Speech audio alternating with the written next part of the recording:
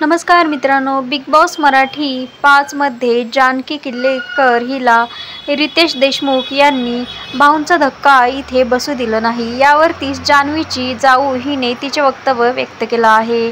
तिने म्हटलं आहे, घरातील वस्तूंची आदळआपट करून बिग बॉस हाऊसचे नियम भंग करणाऱ्याला शिक्षा तर नाहीच, पण भाऊच्या धक्क्यावर स्थान आहे। टास्कमध्ये फिजिकल व्हायलेंट होऊन त्यांना शिक्षा तर नाहीच, परंतु भाऊच्या धक्क्यावर त्यांना स्थान आहे।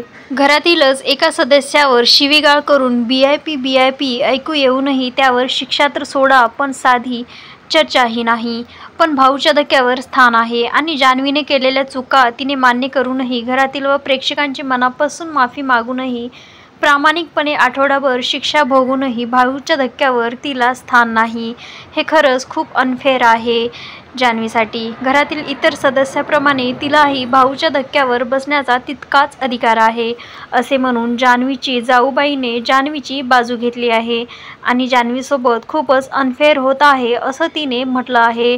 तर तुमचे याबद्दल काय मत आहे हे मांडा कमेंट करून। त्याचबरोबर जान्हवीचा बिग बॉसमधील गेम तुम्हाला कसा वाटत आहे हे देखील नक्की कळवा।